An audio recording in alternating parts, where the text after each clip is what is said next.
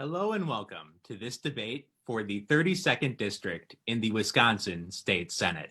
My name is Anthony Chergosky, and I'm an assistant professor of political science in the Department of Political Science and Public Administration at the University of Wisconsin-La Crosse. Thank you for joining us today. The candidates for the 32nd Senate District are Dan Kapanke and Brad Pfaff. Mr. Kapanke is the candidate of the Republican Party, while Mr. Pfaff is the candidate of the Democratic Party. The format for this debate is as follows. Each candidate will receive 1 minute for an opening statement. Then the members of our media panel will take turns asking questions of the candidates. When asked a question, a candidate will have 1 minute and 15 seconds to respond.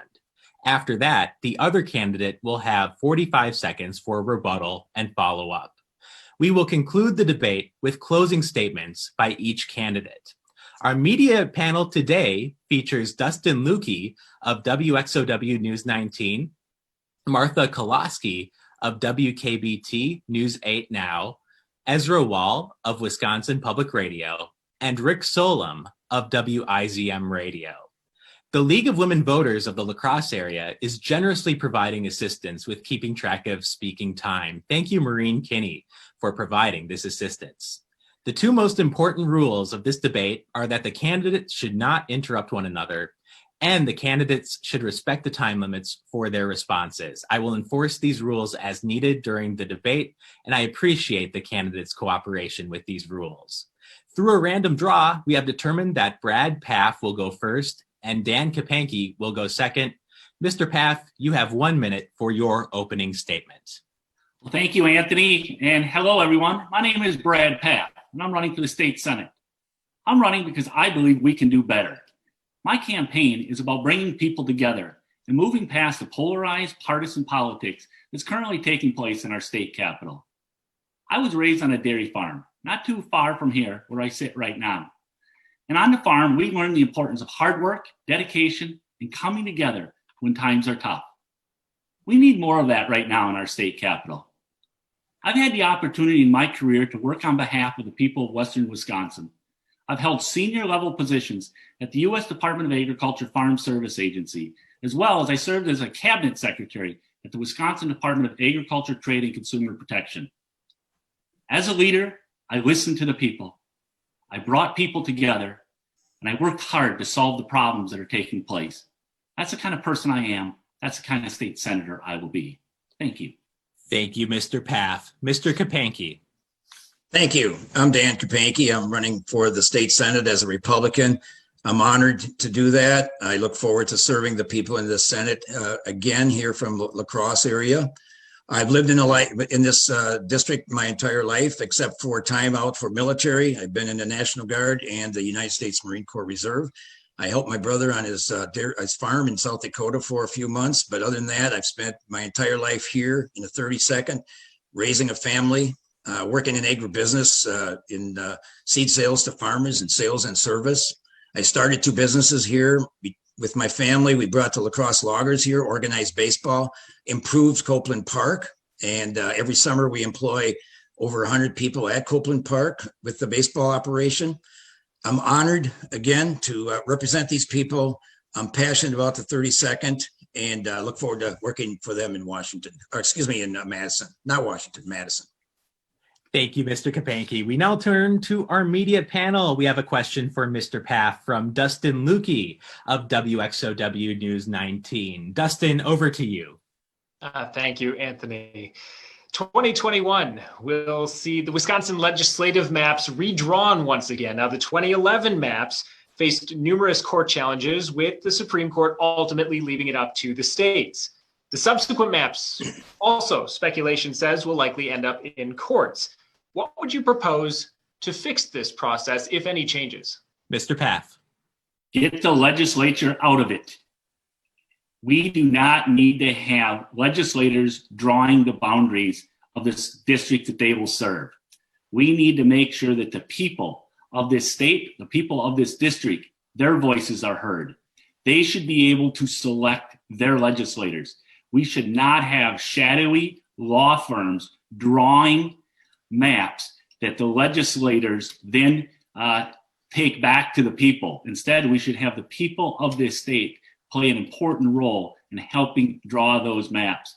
I think we can look at the model that we have just across the river in Iowa as an example of how we can make sure that we can keep representative democracy strong in this state. It is so important. We cannot have legislators selecting their constituents. We need to have constituents selecting their legislators. I will listen to the people of this district. I will respect their wishes, and I will make sure that we have legislative districts that are fair and balanced and competitive and represent all of the interests of the people of this state and this region. Thank you, Mr. Pfaff. Mr. Kapanke. Well, we have a process here whereby the legislature draws up the maps. The governor has to sign off on them. And as you know, we have a Democratic governor and a Republican legislature right now. And if that's the case, it'll probably end up in the courts. Now, it seems to be that the Democrats are the ones that are complaining about the maps as they stand, the districts. So I would just challenge them to bring forth your proposal on what the map should look like. I want to know how you're going to get a Democrat elected, a majority elected above Highway 8 in Wisconsin, or how are you going to get a Republican elected in inner city Milwaukee, Madison, or La Crosse? I don't know. I challenge them. Bring forth the maps, and I'll take a look at them. I'll have an open mind as to how they look like, and hopefully they're fair. And if the Democrats do that, I'll sign off on it. I'll be the first one in line to say this is good. But I challenge them. Bring forward their maps and what they should look like. Thank you, Mr. Kapanke. Next, we have a question for Mr. Kapanke from Martha Koloski of WKBT News 8 Now. Martha, take it away. Mr. Kapanke, today is the first day, the beginning of in-person absentee voting. So first, do you plan to vote early yourself with an absentee ballot? And if Wisconsin has a historically high number of absentee mail-in votes, do you think that makes our process less legitimate? I'm planning on voting November 3rd because historically that's what I've done. And starting today, as you suggest, people can go to their city clerk's office or town clerk or village clerk's office and vote in person if that's what they choose to do. We have had absentee ballots sent out. I've got some concerns on absentee ballots because we've seen around the country that there have been people that have received several absentee ballots, and we've seen absentee ballots that have been in a garbage can. So there are concerns about that. But in Wisconsin, we can vote on election day. We can vote 14 days prior to the election, and we can vote absentee. And we have a history here in Wisconsin of doing things right, and hopefully that continues in 2020. Thank you, Mr. Kapanke. Mr. Pfaff. I plan to vote tomorrow. I'm going to go to Onalaska City Hall and vote tomorrow. I would have voted today, but I've been preparing for this debate. But I plan to vote tomorrow, early voting. And I believe in the integrity of the election process. We hear an awful lot of fear factors about ballots ending up in dumpsters or in ditches. I trust our county clerks. I trust our city clerks. I think that they're doing a very good job. And I believe that the people of this district and of this state can have confidence that their vote will be counted and it will be respected and it will count. So I'm going to vote early, and I want to thank our city clerks for doing the outstanding job that they do. Thank you, Mr. Pfaff. Next, we have a question for Mr. Pfaff from Ezra Wall of Wisconsin Public Radio. Ezra, over to you. Thanks. At the peak of the shutdown, unemployment in Wisconsin was about 14%. It's still double what it was in January. In January, it was about 3%, and now it's just over 6%. So keeping in mind that people need to be mindful of the public health crisis, how long can we expect the economy to exist like it does, and what needs to happen in order to get people back to work and back at their jobs? Well, the first thing that needs to happen, Ezra, is that we need to make sure that we provide greater certainty for our small businesses, our medium-sized, large businesses, and our workers. And unfortunately, the legislature is doing anything but that. They're playing politics when they should be doing the work to make sure that we can get our economy back going forward. if we really are serious about getting this economy back and going at full speed, we need to take this virus seriously. That means we can do three simple things: wash our hands, socially distance, and wear a mask. But rather than trying to bring people together to do that, they're playing politics. And as a result of that, too many small businesses have closed, too many people have seen their jobs reduced and their hours cut, and too many people are left saying, what is going on? But rather than leading, they play games. So what would I do? Number one, we need to get more Federal CARES Act back. Number two, we need to make sure that we've got some economic development grants and low interest loans that are available. Number three, we all can pitch in and continue to help our small businesses by ordering carry out and continuing to shop local. Thank you. Thank you. Mr. Kapanke. Well, we have picked winners and losers in this COVID-19 battle. We have targeted some businesses to be open, targeted some to be closed.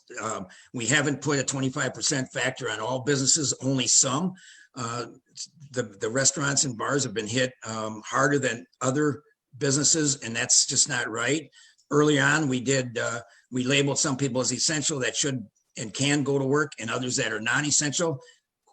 Who does this? Who has that power to say you can go to work, but you can't? And so what we've done here from the federal level is give it to the states. And the states have really, in many cases, given it to the local units of government to control how they want to operate throughout this COVID-19. And that's really what's happened here in La Crosse. So I would suggest that businesses be allowed to be open. 25% capacity is not acceptable. We're going to lose a lot of businesses at 25%. I know businesses. I've been into many of them. I run a business myself. And what I say is we should bring a plan. They should have a plan, safe plan that allows people to be open. Sorry. Thank you, Mr. Kapanke. Next, we have a question for Mr. Kapanke from Rick Solom of WIZM Radio. Rick, over to you. All right, thanks, Chergosky. We're 3 years into Foxconn. The Taiwanese-based company promised 13,000 jobs, 10 billion in investments for what's ballooned into about a 4.8 billion in tax subsidies, the biggest tax giveaway in U.S. history. If it meets its goals, Foxconn hasn't come close to that yet. The president even threatened this week that governments need to come through with their promises instead of the other way around, Foxconn doing that. Is there a better way to attract investment in the state besides taxpayer subsidies like the ones offered to Foxconn, Kimberly-Clark, Quick Trip even? And would you like to see the state get out of the Foxconn deal somehow? And if so, how would you do that? Well, that's a great question. And I think Foxconn is going to end up being good for Wisconsin and Wisconsin employment people. And I would just say that I think that contract was written in that they have to have so many employees before they get money. I don't think they've gotten a lot of money yet, if any, based on the formula that they had to reach, the standards that they had to reach as far as employment is concerned. So I think in that regard, it was a good contract. And I think that eventually, again, it'll be good for the state of Wisconsin, but we certainly need to be prudent about how we're going to spend taxpayers' dollars. And I think we were to a many extent here with Foxconn because they haven't gotten money yet, as far as I know, because they haven't reached the employment levels that were needed. Thank you. Mr. Pfaff. I think Foxconn was a really, really wrong move for the state of Wisconsin. Can you imagine what that $3 billion that the state of Wisconsin promised Foxconn, what that could do right now for small town main streets and businesses in this state? But instead, our legislature isn't meeting to help us now, but they couldn't wait to help out a foreign corporation. No, we need to do better than that. Misplaced priority by the previous governor and the current legislative leadership that's currently in place right now have led this state wrong on the economy. I will do better. We will invest in our local businesses and our workers rather than trying to entice out of nation companies to come in here. It was a wrong move. Thank you, Mr. Pfaff. Next, I'm going to go back to WKBT News 8 Now, Martha Kolaski. A question for Mr. Pfaff. Martha, take it away. Mr. Pfaff, can you tell me what advice would you give, let's say, a UW system college student who just graduated, is facing $28,000 worth of college debt, and still is yet to be able to land their first job because of this economy? I would look them in the eye and I would say that all of us need to and should have done better. We need to, first of all, lower the cost of higher education. In order to do that, I mean, we need to prioritize how important education is to our state as an economic development tool. There's no better investment for the state of Wisconsin than investing, quite frankly, in our education system. And so that's number one. Number two, to go back to what I just discussed, think about what we could do if we had that $3 billion that would be available, that we could invest in our small towns and in our communities, in our businesses, in order to grow our economy. I believe in the people and the communities of this state. I do not believe that we need to take our precious tax dollars and invest them in an out-of-nation company to come in here, and we don't have anything to show for it yet. That is so wrong. We can do better. I hope the people of this district hold me accountable, because I want to make sure that we have money that's coming back to this district, investing in our people and in our communities. Thank you. Mr. Kapanke. My opponent refers to the $3 billion. I don't think the $3 billion has been sent yet for Foxconn. And as far as that graduate is concerned, $28,000 is a lot of money. I'm glad it's not more.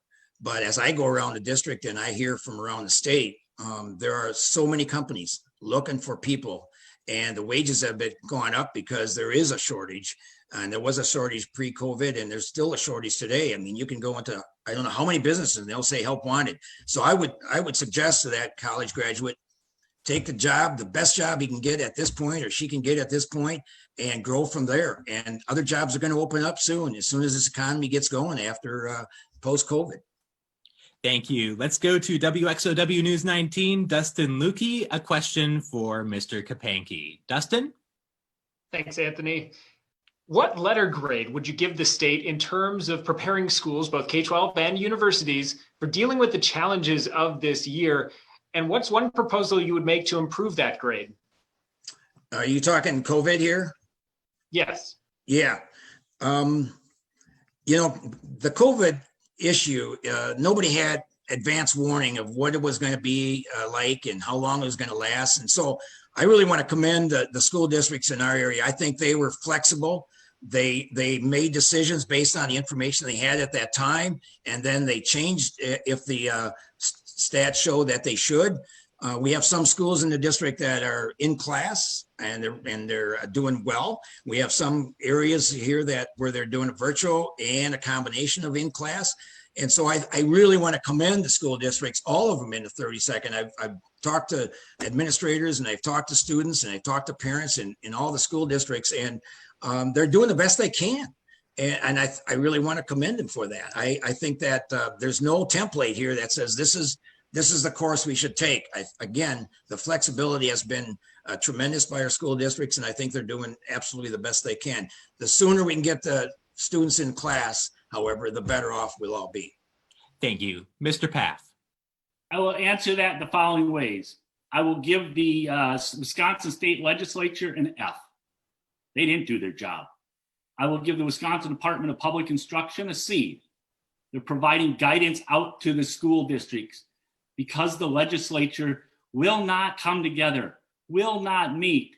They have not met since April. They have put these school administrators and these students out on an island all by themselves trying to figure this out. That's not leadership. That's not bringing people together. That's not doing what's in all our best interest. They failed. I encourage the DPI to continue to step forward and provide leadership, because we're not getting it right now from the legislature. Thank you, Mr. Pfaff. Want to go to WIZM Radio right now. Rick Solom, a question for Mr. Pfaff. Rick? All right. What have you guys learned? Brad, your time as a state ag secretary only to be not confirmed by the Senate. And Dan, you both have unique situations in our state government. Dan, you were recalled in 2011 after support of Act 10. You probably both can look at each other's situations too as well. But what have you learned from those unique bouts in the government in your past? Well, I would thank you, Rick, for that question. I've learned the following things, and that is that you can't take any of this personal. And the second thing is you need to recognize the fact you were sent to do a job. I traveled this state. I listened and I learned. I heard from farmers and small business people, Republican farmers and small business, Democrat and independent. They were hurting. They wanted the assistance from the state on a program that the state offered. Rather than stepping up and helping our family farmers and small business people, our partisan legislature decided to play partisan politics. Who lost? Our family farmers and small businesses lost. I can move on, but these people lost, and that's wrong. I did not just meet with Democrats or Republicans or independents. I met with tax-paying farmers. I heard firsthand what's happening out there. I saw in their eyes and heard their voice what they were looking for. And I took that back to the governor and the legislature. And rather than moving forward and appropriating money that was already authorized, the legislature played politics. That's what I learned. Thank you, Mr. Pfaff. Mr. Kapanke. Well, relative to Mr. Pfaff's position at DADCAP, what I hear is that actually he was pushing rules and regulations that were detrimental to farmers, and all the farm groups were opposed to it. At least the majority of them were, and that's why he was not confirmed. And as far as my recall, I have great respect for the political process that we have here in the United States and in Wisconsin. And I respect the will of the voters. And in that 2011 election, they voted me out, and I have great respect for that. Thank you, Mr. Kapanke. Next, I want to go to Wisconsin Public Radio. Ezra Wall with a question for Mr. Kapanke. Ezra? Thank you. Mr. Kapanke, in a conversation that we had last week, you indicated that because of what has been revealed about our healthcare system in light of COVID-19, you would be willing to consider accepting federal Medicaid expansion dollars here in Wisconsin, which has not been done in the past. Is that something you would actively push for if elected and sent to Madison? I would be cautious about that, but I would certainly consider it. In Wisconsin, again, we have great insurance coverage for a majority of our people, and we've been that way for many years. We've been in the top 10 as far as having people insured here in Wisconsin. We've got Medicare, Medicaid, Badger Care, which is a great program that was started here in Wisconsin, serves so many people. We've got private insurance, we've got group insurance, and now we have the exchange with the HCA. So we've got great coverage for our people. I know that a lot of the states that, many of them that took the extra Medicaid money, now their budgets have grown. And so now maybe at the expense of maybe school aids or transportation aids or whatever the social services, whatever the case may be. So I would cautiously take a look at that and see if we can be better because of it. But in the long run, again, Wisconsin has been very good at making sure that people are covered. Back before ACA, I was proposing that we look at the 6 or 7% of us that were not insured rather than throwing everything else out and bringing in Obamacare. Thank you. Mr. Pfaff. Well, I agree with the vast majority of the people of this district in the state of Wisconsin that we should accept the federal Medicaid dollars. These are our money that we've already paid in. Republican states like Indiana, Oklahoma, Missouri have accepted this money, but for whatever reason, the partisan legislature, which is listening to the special interest groups, have said they don't want to take this. I don't understand it. I want to make sure that we have affordable and accessible health care for the residents of this state.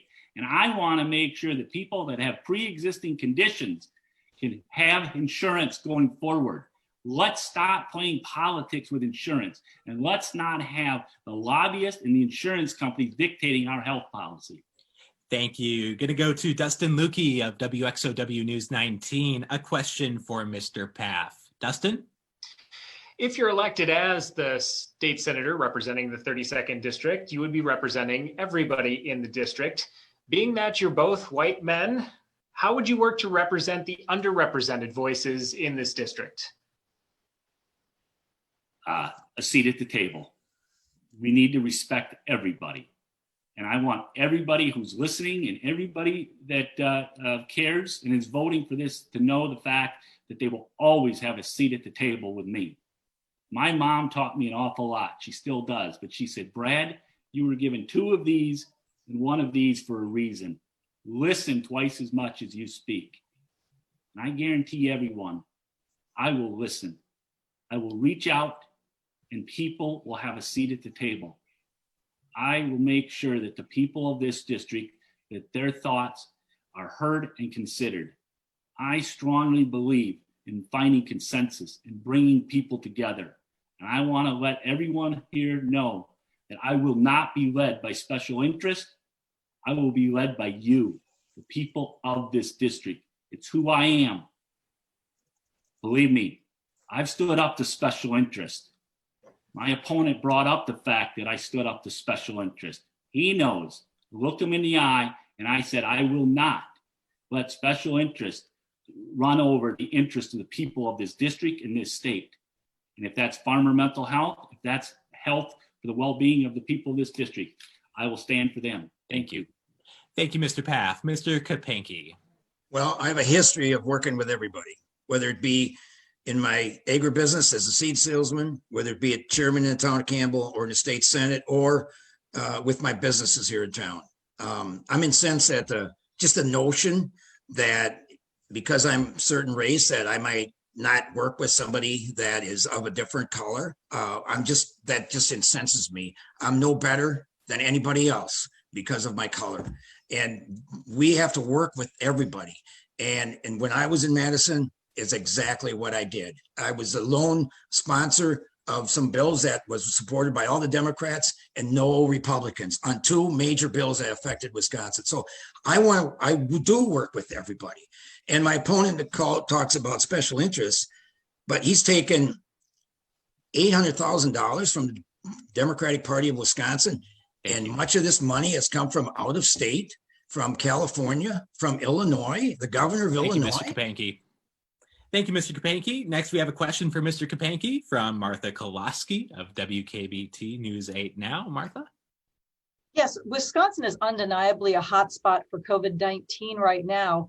Governor Evers put a mask mandate in place and wears a mask routinely, but President Trump and his staff did not wear masks and frequently even criticized or made fun of those who chose to wear one.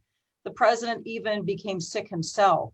So, Mr. Kapanke and Mr. Pfaff, which mask philosophy do you follow, and what do you recommend to voters in the 32nd district? It's a great question. I recommend a mask whenever it's appropriate. And I've been wearing one for some time. I've been doing doors since June 1st. I've been following the outside. I'm outside. I follow the 6 foot. And then I wear a mask when it's appropriate. And I think everybody should.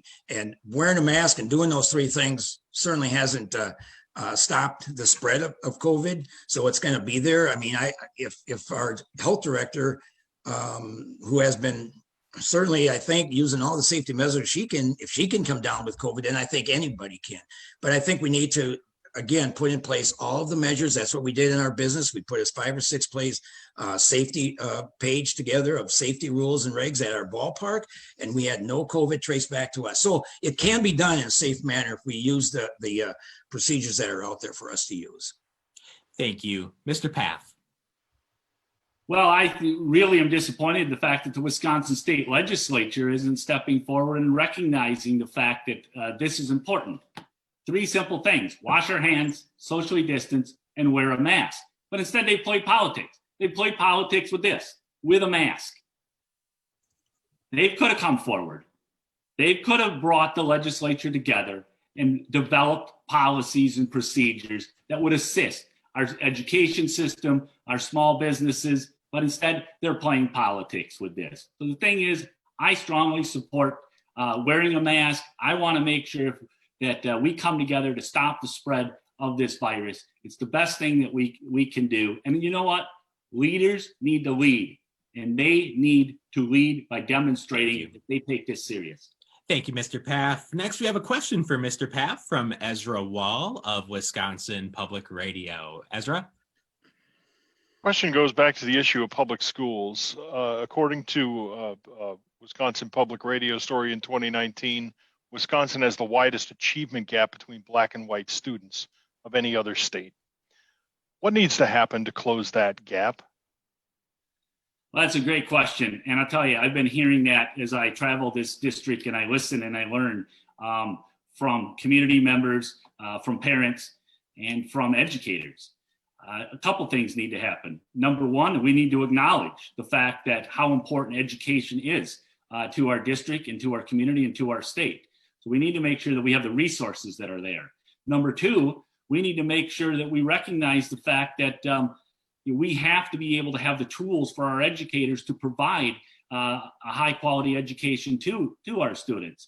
Number three is we need to include members of the community in this process. Make sure that we reach out to different community members so their thoughts and their ideas are heard in order to close this achievement gap.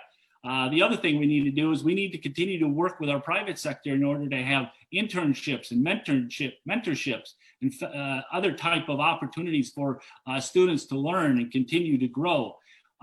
But we have to stop playing politics with education. Unfortunately, too much money has been pulled away from our public education system and gone to private charter schools and vouchers that our students locally here are not having the dollars, so our school district can close this achievement gap. Thank you, Mr. Pfaff. Mr. Kapanke. Thank you. Since fiscal year 2012, we've spent more every year on K-12 education. Up until the last budget. And it's always been a number one priority, scheduling priority for a long, long time here in Wisconsin. In the 17-19 budget, we added $630 million additional to K-12. In the 19-21, we've added $655 million to K-12. And average per student is about $13,500 now. That ranks near the top of all Midwestern states. We've had it as a priority, and as far as the achievement gap, I've said many times that to give parents more options as to where they send their kids is an answer, and that is school choice. Thank you, Mr. Kapanke. Next, we have a question for Mr. Kapanke from Rick Solom of WIZM Radio. Rick, over to you. All right. The 32nd Senate District, the most watched contest in the state, I think. Probably the most watched thing on the internet right now, right? And as candidates, each of you is, attracting a record number of political donations. In 2015, Republicans under Scott Walker changed campaign finance laws to allow a lot more money to flow to candidates in one way or another. Since then, Democrats have proposed bills to rein that back in many different ways. Do you support campaign finance reform in Wisconsin? And if so, what specific reforms are needed? Well, the Supreme Court has ruled recently, as far as federally is concerned, about campaign finance, and it's a Second Amendment. And so I just think that we need transparency more than finance reform. We need transparency in where this money is coming from and who's receiving it. And as I mentioned earlier on this program, my opponent has over $800,000 that he's received from the Democratic Party, which has in turn received it from the governor of Illinois and a doctor from California. So in his last reporting period, only 6% of his money has come from within the 32nd district. 94% have come from outside the district, and much of that outside the state. On the other hand, 65% of mine has come within the district. And I think that's more important. I'm beholden to the people of the district. People outside this district are paying for Brad Pfaff's campaign. So I think transparency, the people should know who's getting the money and where it's coming from. Thank you. Mr. Pfaff. Well, I think that's really rich coming from my opponent who we all know that the Koch brothers and American for Prosperity have worked very closely throughout his political career. So I do appreciate you following my campaign, but I think let's level set here and talk about the fact that who's reaching out and working with the people of this district.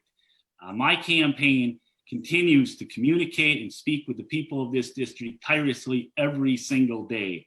I will continue to do that. I strongly support transparency in the political process.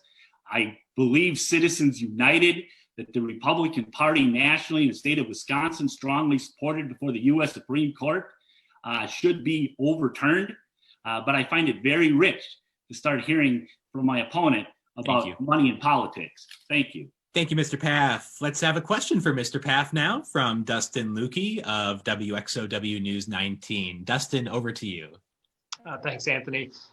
Law enforcement continues to be a significant issue, national and local races. What changes would you propose, if any, to how officers are funded or trained in the district?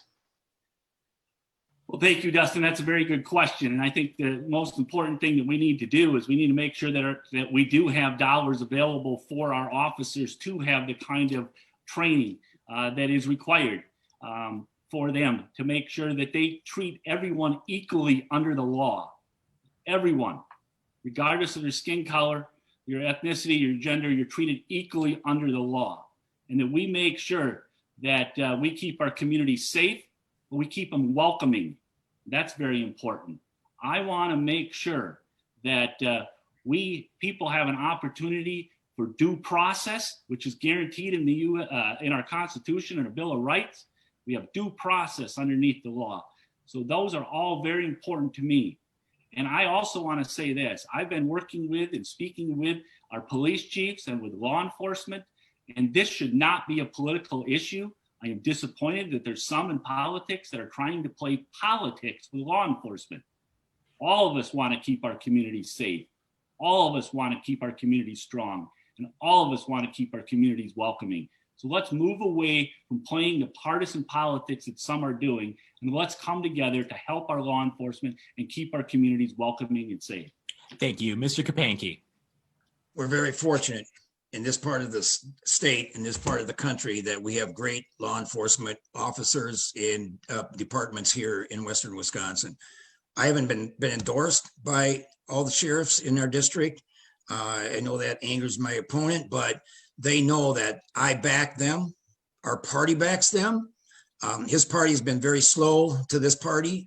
It took Mr. Biden 3 months or more before he came out and supported law enforcement and was against the riots and the chaos. We were there right away, and law enforcement knows this. The governor came out with a plan recently. I think it was an 8-point plan. And in talking to our law enforcement officers here, all of them have points. They've already implemented them. They're in training with them. The only thing I would add to this is that if they need more money for equipment, that should be an issue that we should address. Thank you, Mr. Kapanke. Let's go to Martha Kolaski from WKBT News 8 Now. A question for Mr. Kapanke. Martha? Yes, the second round of the We're All In grants in Wisconsin were just announced. So as many as 10,000 businesses will each receive about $5,000 to help them get through the pandemic. But for many of these businesses, that kind of financial help won't be enough to save them. So do you think it's better to allow businesses to get back to operating more normally to increase their income? Or is it better to stay at 25% capacity and plan for more government funding to help them survive? That's great. Great question. We've done some stimulus already. This country is like 27 trillion in debt or 26 trillion in debt right now. The easiest way for businesses to be profitable is to open up the country, and we have to do it safely. And we have to do it with those procedures of distance and masks. And believe me, there's no business that I know that I've walked into that says, well, we don't care if people get COVID. They do care. They care about their business. Their livelihood depends on it. So let's trust these business owners to implement a safety plan whereby people can come in and feel safe and secure. And by the way, nobody is making anybody come to Copeland Park and watch a ball game or go into the local restaurant or tavern in town. You do that because you feel comfortable. If you don't feel comfortable, then don't go. Stay home. If you feel sick, of course, you should stay home. And we have to trust the common sense of our people here in this district to do the right thing. Thank you. Mr. Pfaff. I will say this, the lack of leadership from Washington, D.C., and the lack of leadership from our Wisconsin state legislature has made our customers and our businesses, they put them in very difficult situations. Neither our small businesses nor our customers want to be in this situation, but due to the lack of leadership, the fact that we haven't come together to stop the spread of this virus, we now have a situation in which businesses need extra stimulus. I will push hard to make sure Washington, D.C. gives us the second round of this CARES Act. We need that. We need to make sure that we have dollars available for our small businesses to keep going. But they are not going to continue to keep going if our customers don't feel safe. And in order to do that, we need to come together and stop the spread of this virus. Thank you, Mr. Pfaff. Next, we go over to Ezra Wall from Wisconsin Public Radio. A question for Mr. Pfaff. Ezra, take it away. Thank you. Gentlemen, both of you have deep roots in agriculture, both professionally and in your upbringing. It's about $105 billion industry in our state annually, as you know. What's the biggest challenge facing the farmers of the 32nd District, and how do we help them overcome it? Well, that's a great question, and I will say this. The number one challenge that we face in order to, our family farmers face is the fact that they want to be heard and they want to be respected. They can produce the highest quality crop and the best dairy products. We need to continue to work in order to develop new markets for these products, because consumers around the world, when I was agriculture secretary, I met with buyers and representatives from different governments around the country and in different places of the world that wanted our agriculture products. They want that. But we need to make sure that we help these farmers stay on the land. Health care, high quality education, a good transportation system, broadband. We need to make sure that we have the quality of life issues that help these family farmers so they can continue to grow and to prosper. I have total confidence in our farmers. They are going to produce high quality food, high quality dairy products. I have tremendous confidence in our food processing sector. But the thing is this, we need to do more as far as making sure that we keep our infrastructure in place so our family farmers continue to grow and to prosper. I will be a champion. I will continue to work on their behalf. Thank you. Mr. Kapanke. Well, if you know anything about farmers, you know they don't look for a handout. They just want a level playing field. And we can do that with in Wisconsin with our markets, opening up new markets, promoting their products. We have some of the best products, diversified products in all of the world here, raised right here and growing in Wisconsin. Talk about cranberries, potatoes, and dairy products, cheese, of course, meat products, and all the other ones that are raised and growing here in Wisconsin. The Canadian and Mexican deal is very helpful. That was pulled off by our president and it's Congress, and it's been very helpful. Milk products have gone to Mexico. China has purchased recently over 700 million tons of soybeans. That's been helpful. So those are the things we can do for our dairy farmers here and our agriculture in Wisconsin. Thank you. Next up, a question for Mr. Kapanke from Rick Solom of WIZM Radio. Rick, over to you. All right, I'll try this again. A lot of money is flowing into your campaigns. You both just argued how much outside money each other is getting, and you both just talked about transparency. But do you support campaign finance reform in Wisconsin? The state can do this. And if you do support that, what specific reforms are needed? If you don't support campaign finance reform, then why not? Mr. Kapanke. Yeah, thank you very much. Again, I said we need transparency and where this money's coming from and who's it going to. And I think the people need to know that. On the other hand, if there's some finance reform that is proposed that makes sense, I would certainly be open to taking a look at it. But again, I think transparency is the biggest thing in financing in government and in candidates. And it's interesting to me, again, that and so many of the answers that my opponent has given, he's looking to Washington and Madison for answers. And no matter what the topic may be, it seemed like. And I have a lot of faith in the people here right in Western Wisconsin. We can make decisions that are best for our candidates, best for our government right here in Western Wisconsin. Thank you. Mr. Pfaff. Rick, I think it's a great question. And I will say this, I want to work in a bipartisan manner on campaign finance reform.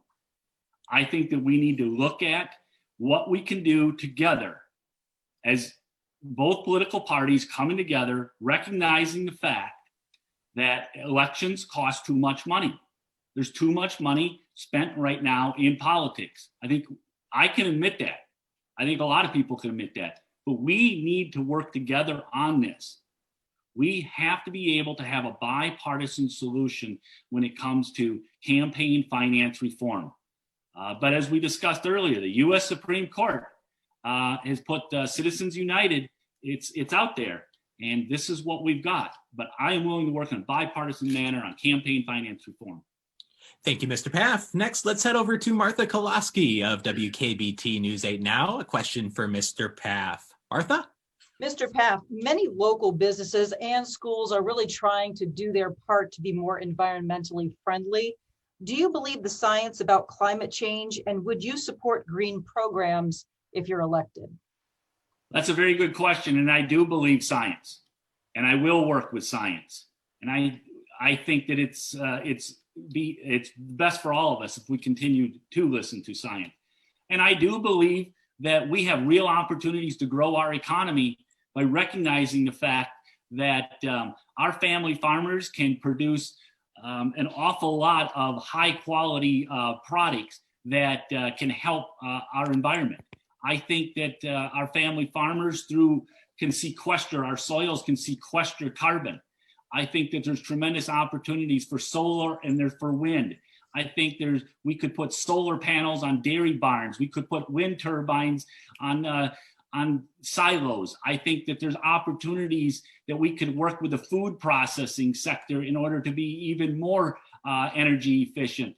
I toured a number of cheese plants and vegetable processing plants in which they are capturing the steam that there's coming off of the food processing, and it's using to create electricity and energy. I think there's opportunities when it comes to agriculture equipment manufacturing to make even more fuel efficient, diesel efficient tractors and equipment. There's real opportunities in Wisconsin's economy here, but unfortunately, people are playing politics with this issue. Thank you. Mr. Kapanke. The climate has been evolving for years and years and years, and we're only here for a small period of time. And we need to be good caretakers of our environment, clean air, clean water. There isn't anybody that does not want that. We all want that. And so as far as the green energy is concerned, we've got solar, we have wind. If there are other sources that make sense, again, I'd be open to looking at it, but we need a steady supply of energy to run our economy. And that depends on, whether that's water, oil, turbines, coal. We need to do it in a clean, efficient manner, but we have to have a steady, regular source for our economy to move forward. Thank you. Next up, a question for Mr. Kapanke from Dustin Lukey of WXOW News 19. Dustin, over to you. Thanks, Anthony.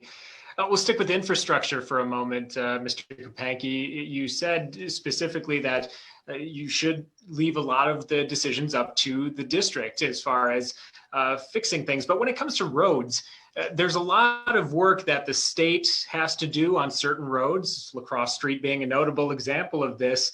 How would you propose the state work with local areas like the 32nd District to give them the resources to fix roads?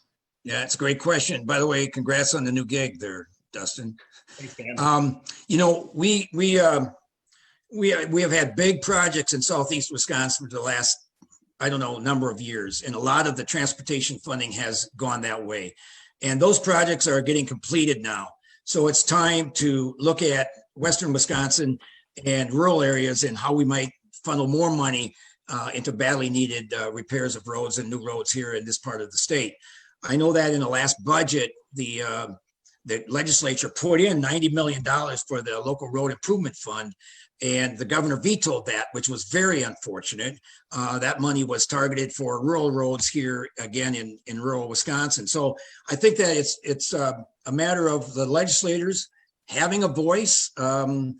For the last how many years we had a minority leader, and now we have a Democratic governor that we're representing this area with the Democratic governor. And so if I get in there, we'll be working together with the legislature to make sure that the western part of the state, the rural part of the state is addressed with the needed money they need for roads. Thank you. Mr. Pfaff.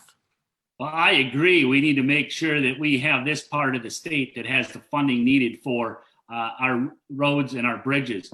But let's not forget the previous governor of this state. And for 8 years, he did everything he could to make sure that we did not have funding for our roads. We are paying a big price for the mispriorities of the previous governor. And I will remind everyone that the Republican legislature, that the leadership that's still in place, supported what the former governor moved forward with in defunding our roads and our local bridges. And as a result of that, we do have potholes like in the city of La Crosse with La Crosse Street. And we all want to do more. We need to help our local units of government to do that. I will be there and work with our local units of government to make sure that they have the resources that they need. Thank you. We have time for one more question, and this time we'll have 1 minute responses from each candidate. We're going to go head over to WIZM and Rick Solom. A question for Mr. Pfaff. Rick, take it away. All right. When it comes to recreational marijuana, it's legal in Illinois, Michigan, Canada. Medical marijuana is legal in Minnesota. Our state government's looking for funding. One way to do that, legalize marijuana and tax the bleep out of it. Where do you stand on legalizing marijuana? Mr. Pfaff, you have 1 minute. Well, I support medical marijuana. I think it's important that we continue to move forward with research and for advancements in our health when it comes to medical marijuana. When it comes to recreational marijuana, I'm still listening. I'm learning, but I'm not there yet. I want to work with our law enforcement. I want to work with our community groups. I want to work with our educators. I'm still listening and I'm learning. But I think that there's opportunities for us when it comes to medical marijuana, as far as working with the healthcare field to make sure that we provide our patients with top quality healthcare. But when it comes to recreational marijuana, I want to work with law enforcement, with education, with community groups to continue to learn and listen. And I want to listen and learn from the experience of these neighboring states. Thank you. Mr. Kapanke, 1 minute for you. Oh, thank you. Well, if the medical community came forward with a compelling, almost unanimous argument that we should have medical marijuana, I would take a look at it. I wouldn't say I'd vote for it, but I'd be open to it. As far as recreational, not a chance. Thank you, Mr. Kapanke. Actually, I have time for closing statements. We're going to move on to closing statements. So thank you so much to the members of our terrific media panel for their questions. We have time for closing statements. I can give each candidate 90 seconds each, up to 90 seconds. We can start with Mr. Pfaff, then go to Mr. Kapanke. Mr. Pfaff, over to you for your closing statement. Well, thank you, Anthony, and thank you, everyone from the La Crosse media. For giving me and Mr. Kapanke the opportunity to meet with you. I want to say this. Our politics is broken right now in Madison. It doesn't need to be like that, but it is.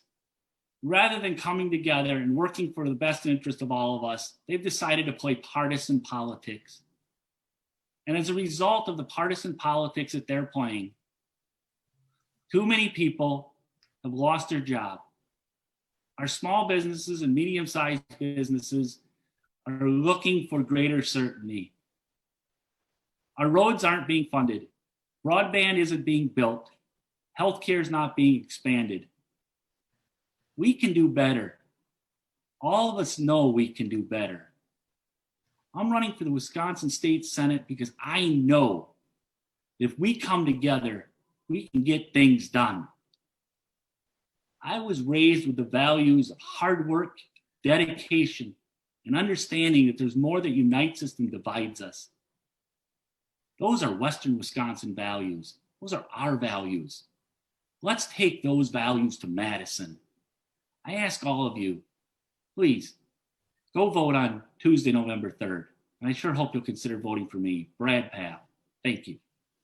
Thank you, Mr. Kapanke. Well, thank you again. Thanks for this forum, this opportunity.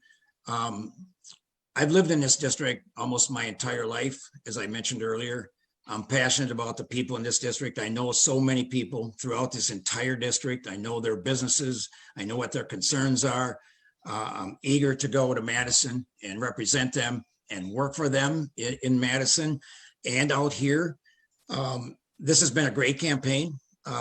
little different because of no church suppers and parades and festivals, which normally we partake in as a campaigner. But it's been great because I've exclusively almost allowed my time out here in the campaign trail to knock on doors and talk to people and listen to people more than anything else. And I've learned so much from that. And there's so many ads on TV now that are misleading. There's several against me that are so misleading and downright untrue. And there's so much money, as we talked earlier in these campaigns. Those are two things that people really get upset with when they, again, endure a campaign. They can't wait for it to be over. And it's too bad it is like that. But I pledge to the people of this district that I'll be the person I am. I work for them. I care for them. I'm passionate about this district, and I will work hard for them if they elect me on November 3rd. Thank you, Mr. Kapanke. This concludes our debate for the 32nd District in the Wisconsin State Senate. A huge thanks to the members of our media panel, Martha Koloski of WKBT News 8 Now, Dustin Lukey of WXOW News 19, Rick Solom of WIZM Radio, and Ezra Wall of Wisconsin Public Radio. And of course, thank you to Maureen Kinney from the League of Women Voters of the La Crosse area for your help in keeping track of time. We really appreciate it. And thank you so much to the two candidates in this race, Brad Pfaff and Dan Kapanke, for your participation in this debate. For more information about voting in this election, please visit myvote.wi.gov. For now, I'm Anthony Tregoski from the University of Wisconsin-La Crosse. Thank you for joining us for this debate, and remember to